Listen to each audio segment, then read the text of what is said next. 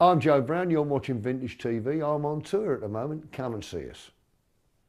I'll be down to get you in a hot bar, honey. You better be ready about 8:30. Oh, sugar, don't be late. I wanna be there when the band starts rocking. Remember when... Joe, good to see you as always. The early days for you started off as a guitarist, really, not as a frontman, but with those early rock and rollers. You were the first wave, really, with the Eddie Cochrans, the Gene Vincents.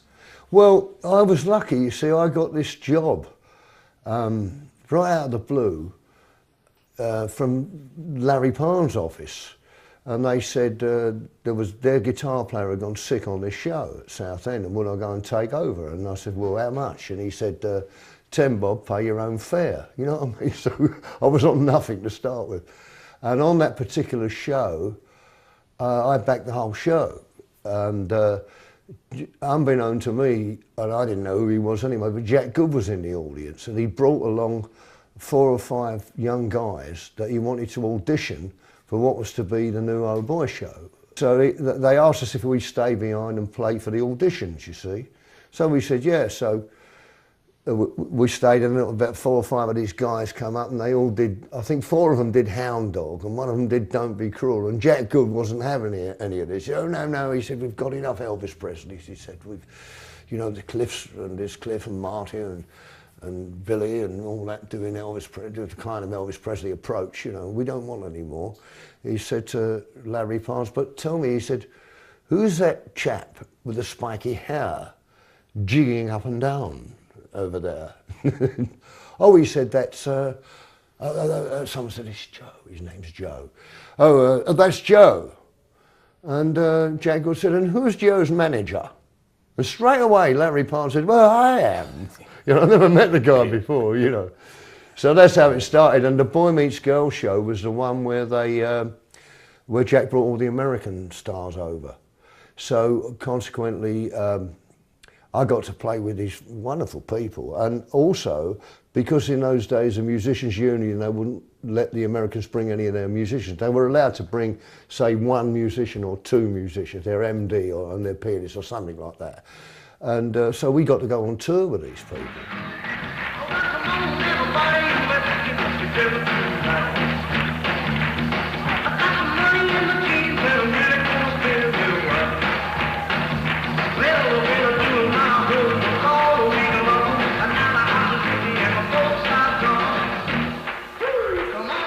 So what's the story behind this guitar, Joe? This is great. This is a guitar that George Harrison's son, Danny, who's a lovely guy, Danny, phoned me up. He said, I've got a present for you, he said.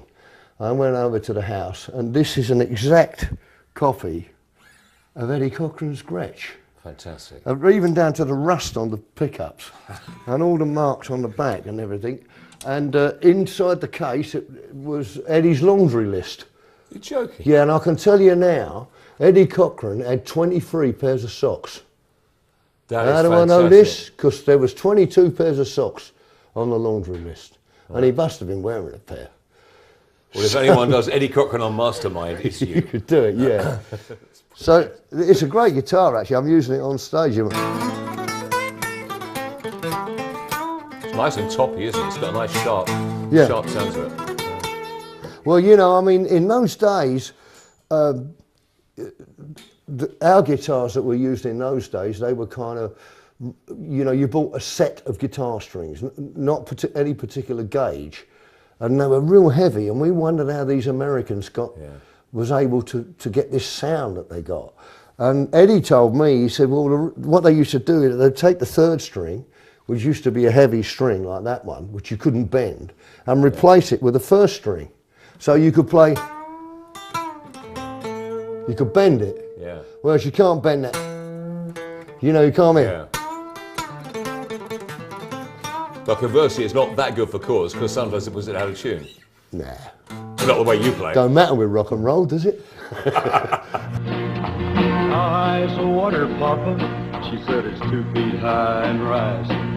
We can make it to the road in a homemade boat. That's the only thing we got left that'll float.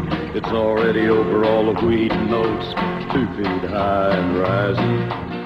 The first gig I ever did, and it was Johnny Cash.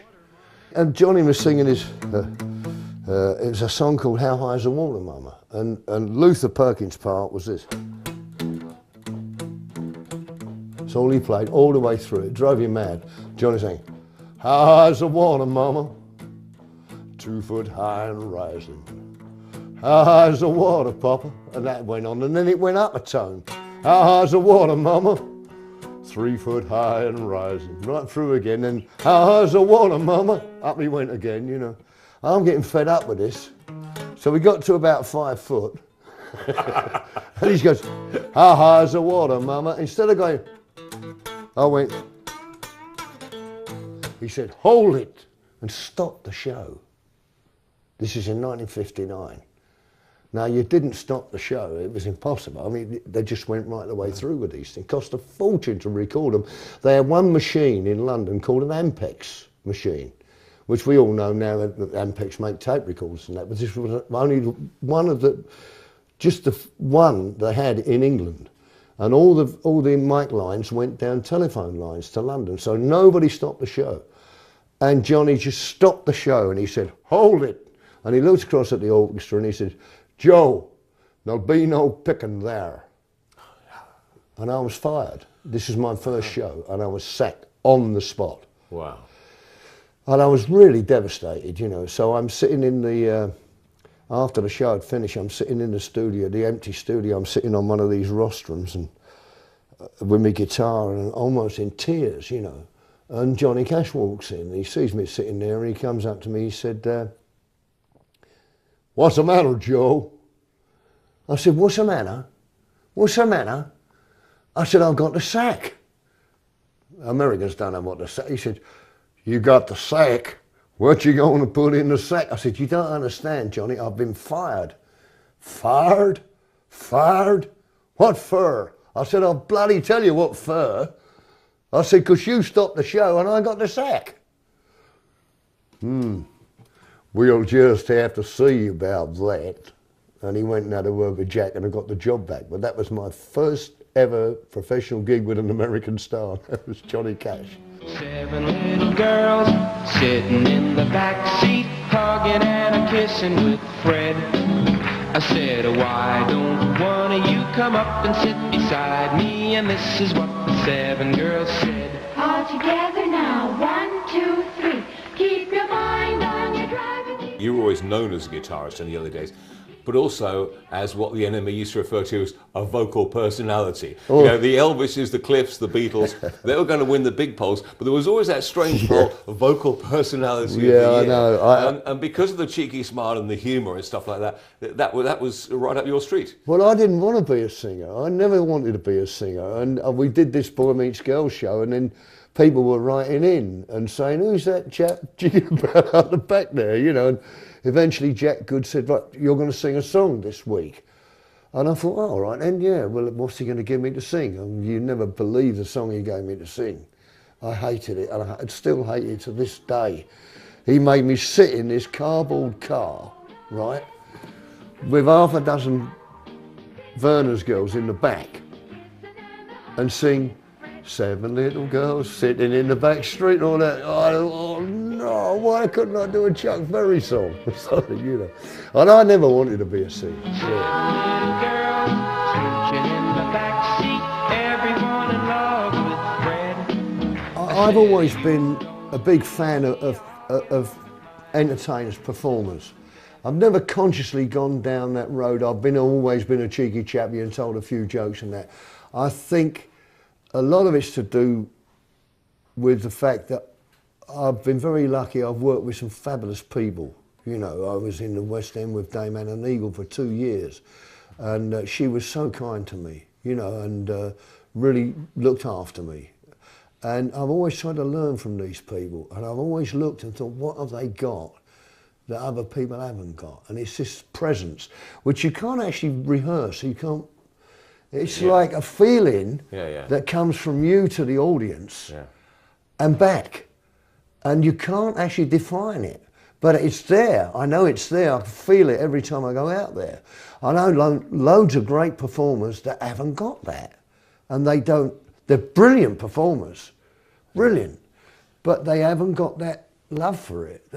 It's just being a communicator, and you are a communicator on stage. I think so, and with my voice, the way I go on about things, I need all the help I can get. Do you know what I mean?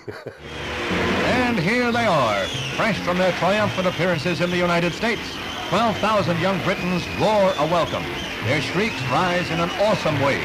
Our staff scientist, in an odd moment, calculated that this young mob is generating enough energy to put 3 Atlas missiles in orbit and power 54,000 transistor radios. I worked with the Beatles in I think it was 1962, before they had their big hit. And Brian Epstein booked me, because I think I had a hit record or something at the time. Yes, I did. And he booked me to play in the bigger theatres, because the boys couldn't fill the bigger theatres, and he wanted them to play the bigger theatres. They was doing great in all the clubs around Liverpool, and they had a great following, but they couldn't fill the big theatre. So I went along and I did a short tour with them, and they opened the show for me. And then, of course, at the end of '62, they really took off, and I didn't see or hear from them for years and years and years. So when I moved into the Henley-on-Thames area, I got this phone call, and a voice said, "Hello, is that Joe Brown?" And I said, "Yeah." And he said, "This is lovely." He said, "I don't know if you remember me." He said, "Isn't that lovely? It's George here, George Addison, and I hear you're a new neighbour. You better come over and we'll play some guitars and all." And that was it. I mean, I was over most weeks, you know, over there. He was a lovely man, George. And of course, both of us had a great interest in ukuleles. We both loved ukuleles. And George actually was a member of the George Formby Appreciation Society and had them all over his house. You see, why is that? Because as a great musician, the owner of many guitars, one perceives, I could well be wrong here, everyone thinks the ukulele is a very easy instrument. It may be. But why would you and George hit on the ukulele? Well, I think I've always thought that the ukulele is a very underrated instrument. It's a wonderful musical instrument. The fact that it was so cheap to buy put it into the toy bracket, and people thought they were buying a toy guitar, which in actual fact they were, because it's 4 strings and it's the same tuning as 4 strings on a guitar. But you can pick a ukulele up. Anybody can pick a ukulele up. And if they can hum a song, they'll be able to play it in a couple of days. They'll be able to play that song on the ukulele. It's so easy to learn to play the ukulele. If you want to take it farther, of course, then you can get some of these Hawaiian blokes. I mean, they're like Django Reinhardt an octave up. You know, they're flying away on the thing. Hello, I'm Lindsay DePaul and you're watching Vintage TV, the TV station that shows you the best of songs that stand the test of time. 1, 2, 3, 4. She was just. We became residents at the Cavern Club in 1962. I was 7 at the time. As we all were. They do not write songs like that anymore. They were good songs, they had great lyrics, very memorable tunes. Baby, baby, baby, you're out of time. We still got the knickers thrown, but they're much bigger now. Baby, baby, baby, you're out of time.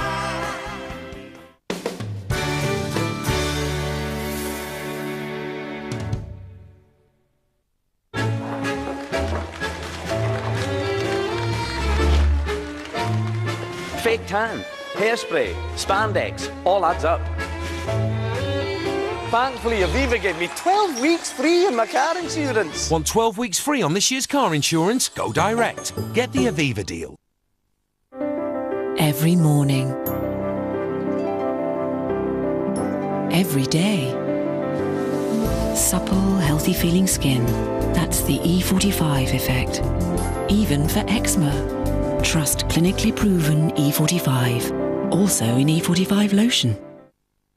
Over its lifetime, 15 kilograms of grease and food passes through a dishwasher, clogging vital parts. For flawless results, Finish Dishwasher Cleaner has a unique dual-layer formula. The blue layer targets grease, and the clear layer attacks limescale. And a cleaner dishwasher means cleaner dishes. Finish, the diamond standard.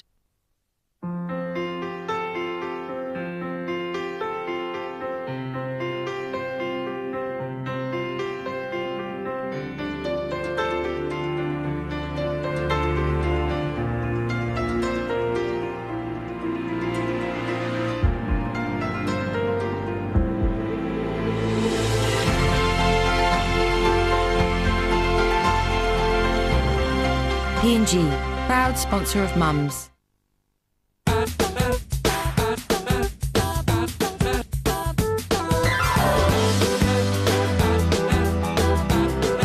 Everyone loves the feeling of soft carpet. To enjoy that renewed feeling in your home, use Vanish Power Foam. Its dirt lifting technology loosens and lifts deep down dirt, cleaning 5 times better than vacuuming alone. For softer carpet that everyone loves, don't just vacuum clean, Vanish Clean. Here's a question for you. Is this rather sorry-looking bouncy castle a bit like your cash ISA, i.e. not full to capacity? Well, if you fill up your ISA by the 5th of April, you can enjoy tax-free savings on anything up to £5,100. Up it goes. Oh, blimey. Here she is. Yeah, shoes off. Good, always take your shoes off. Health and safety.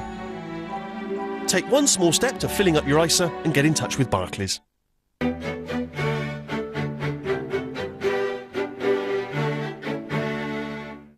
Hello, I'm Claire Grogan from Altered Images and you're watching Vintage TV. When everything is getting worse and troubles plague you daily, there's nothing like a short, sharp burst upon your ukulele. This is a cue for you because I'm not going until you give me a burst. On my ukulele. All right. Especially if I'll see you in my dreams, which I think we'll talk about it when you get back from the wall. Okay. Well, I've got my own brand of ukulele, you know. I know. And there's one of them there. This is an old Martin uke, but it's got a nice sound. I don't know if you pick it up with this.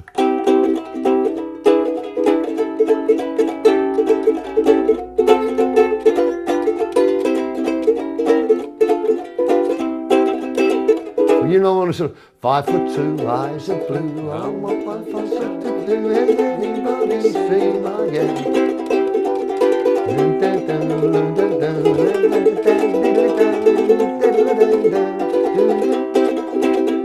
Why does everybody sound like George Formby as soon as they do? George and I used to love all these old records, and George used to find them from anywhere. He loved Ogie Carmichael. Oh yeah. And he used to drive me mad. He'd phone you up and you pick the phone and he'd say, "Who's that?" And he'd go, "It's only me from over the sea, Barnacle Bill the Sailor." He drove us all mad with that. But he sent me an album. He said, "I thought you might like this album." And it was from the 1930s, I think, a bloke called Ukulele Ike. And his name was Ike Edwards. And he was the voice of Jiminy Cricket. Oh. And sang those great songs like "When You Wish Upon a Star" and "Give a Little Whistle" and all that. And "See You in My Dreams" was on this album. I knew the song because I grew up in a pub in the East End and they used to sing it there. But that was when I heard that song, I thought, I love that song and I'm going to close my show with it. And I did. And it was a big success. Well, not record-wise, but when we come to do the concert for George, Olivia asked me if I'd close the show with it. It's very emotional the way you do it as well. And I mean, no disrespect, I say if you're an X Factor now, first round they go, "All right, out son." Yeah, Bob Dylan out, Bob Geldof out. I mean, but the whole thing is we've had a variety of distinctive voices, and it's not how good your voice is; it's the emotion you put in the case of that particular song, it is exactly what I was talking about before, and that is applying the right feeling to the right song. But one thing about that song I will say is that I've never heard anybody do the verse.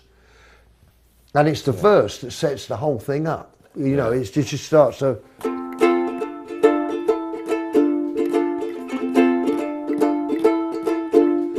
Though the days are long, twilight sings a song of the happiness that used to be.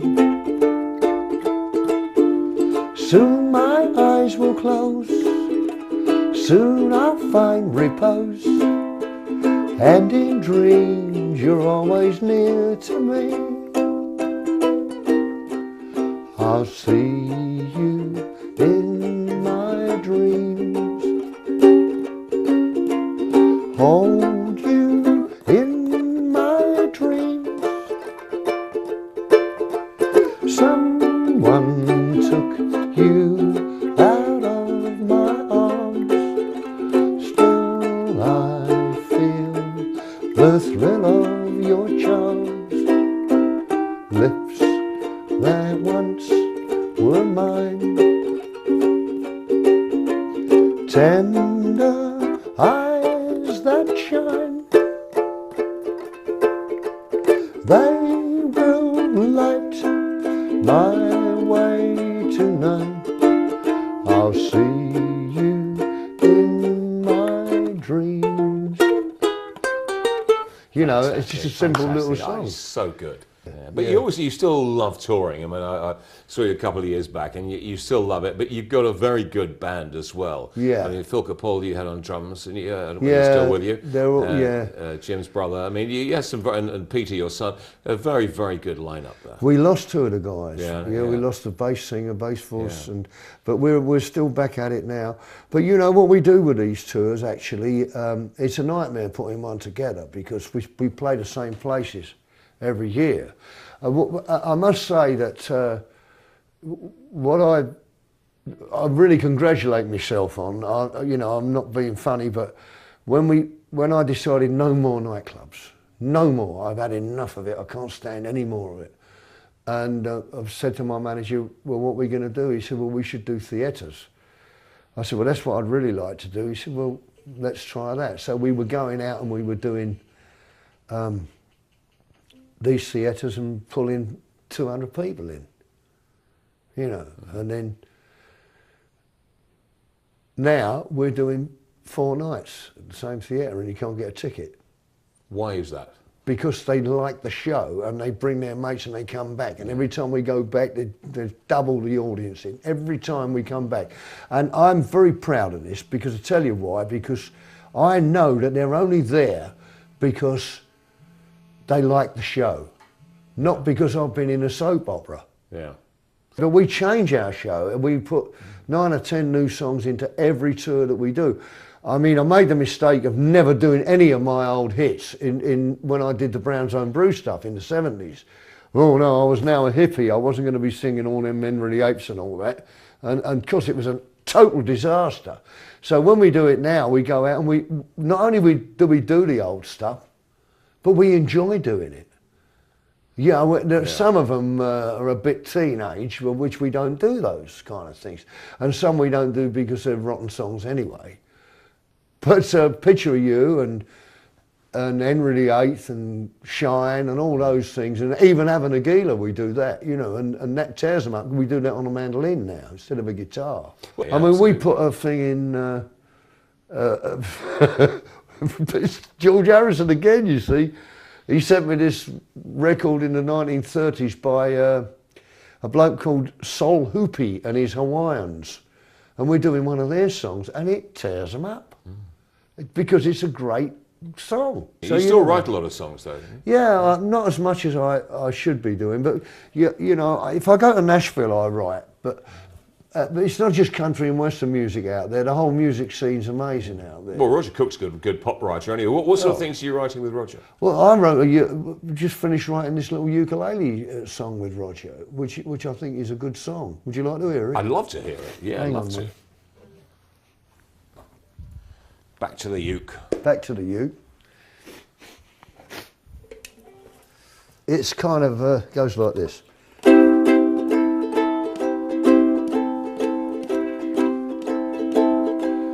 Tickle me once, tickle me twice, tickle me naughty, tickle me nice, but tickle my heart,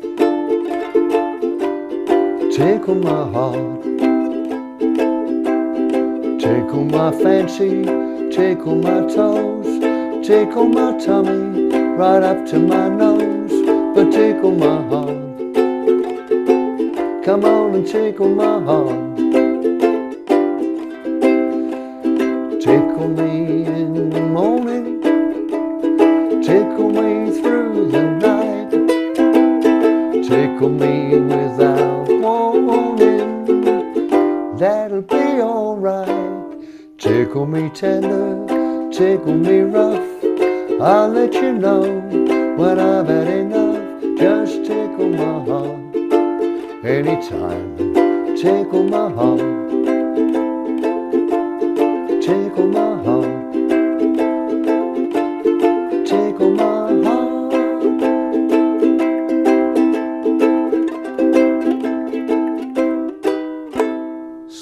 There's another verse and all that. But is that going on tour with you? It's on tour. It's closing the first half with it, yeah. That's brilliant. Sounds great with the band.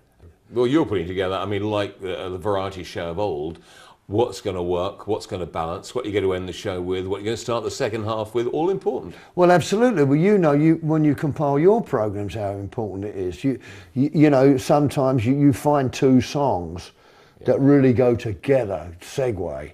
You know, that's the kind of thing that you learn, isn't it? And you retain that. If you're any good at what you do, you retain that. It's important to you. But I've seen shows with people that have had a strings of hits and very good too, very good singers and good movers and good performers and wonderful hit songs, and just got no idea at all how to put a show together. And to me, that is just so silly when you've got all that amount of talent going for yourself. Yeah, I've always thought, well, make the best of what you've got, really. And like I said before, you need all the help you can get. And silly little things like that are really what make the show, I think. And the audience being able to sing along with some of them. If they've had a sing, they go home happy, don't they? Well, I don't know. I don't encourage it myself. In the night, there are sights to be seen. Stars like jewels on the crown of a queen. But the only sight I want of you is that wonderful picture of you. Hi, I'm Elaine Page, and you've got great... That one, which you couldn't bend, and replace it with a first string. So you could play... You could bend it, whereas you can't bend that.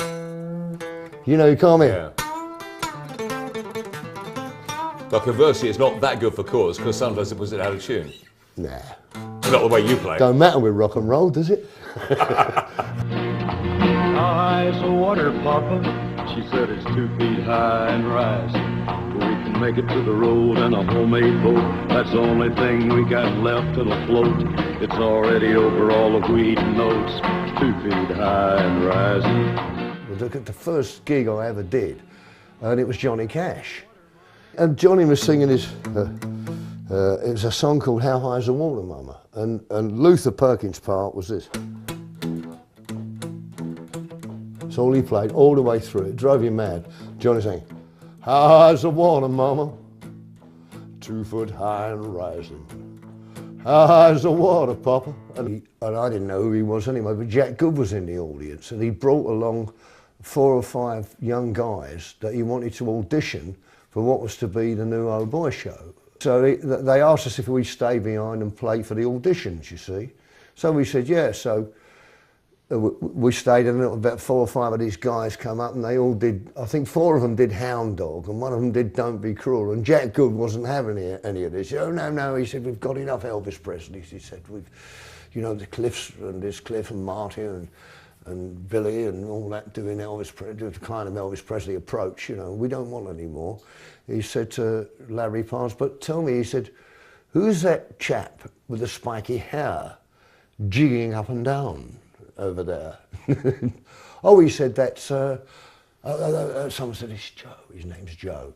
Oh, that's Joe. And Jack Good said, and who's Joe's manager? And straight away, Larry Parnes said, well, I am.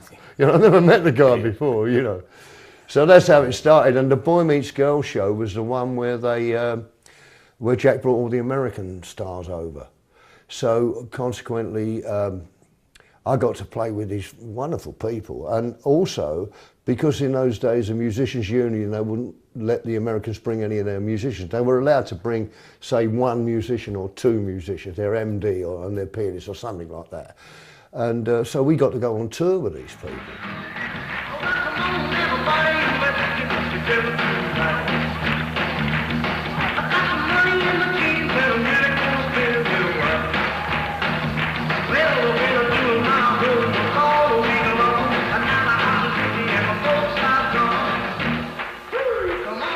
So what's the story behind this guitar, Jack? This is great. This is a guitar that George Harrison's son, Danny, he's a lovely guy, Danny, phoned me up. He said, I've got a present for you, he said.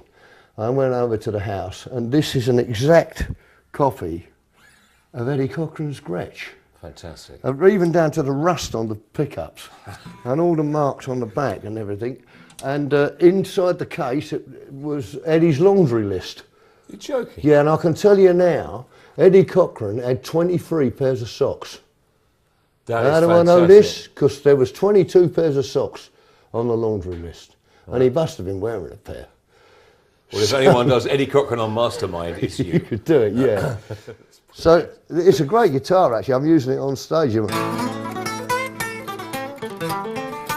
nice and toppy, isn't it? It's got a nice sharp sound to it. Well, you know, I mean, in those days, our